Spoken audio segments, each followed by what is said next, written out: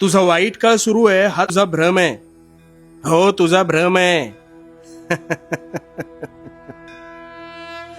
कारण आज मी तुला तुझी अशी गोष्ट सांगणार आहे की त्यावरून तू यापुढे स्वतःला नशीबवान समजशील.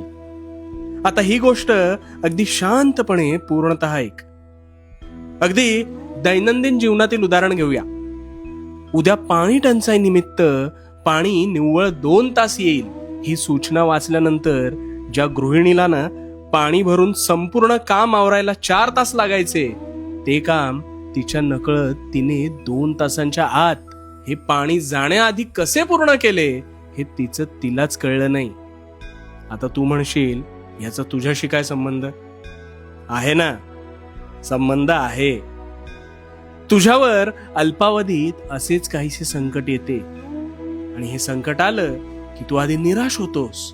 ह्यातून मी कसा बाहेर पडणार हा विचार करता करता तू त्यातून हातपाय मारत तुझ्या नकळत कधी बाहेर पडतोस हे तुझं तुलाच कळत नाही. बघ, विचार करून बघ.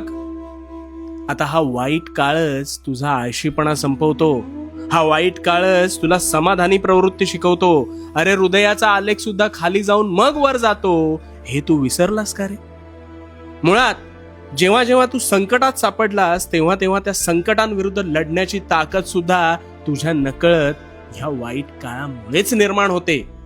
आणि तू काय करू शकतोस याबाबत तुझ्या सहनशीलतेच्या जोरावर तुला स्वतःची खरी ओळख गवसते.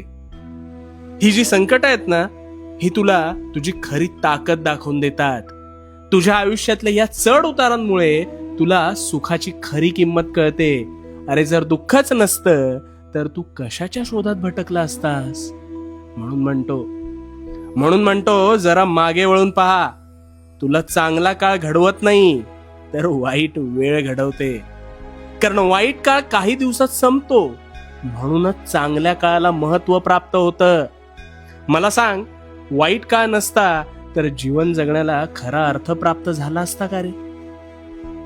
आता ही सुद्धा वेळ तुला एक नवीन शक्ती प्रदान करून टळून जाईल. फक्त वादळासमोर शांत उभा राहा. कारण भिवू नकोस, मी तुझ्या पाठीशी आहे. भिवू नकोस, मी तुझ्या पाठीशी आहे.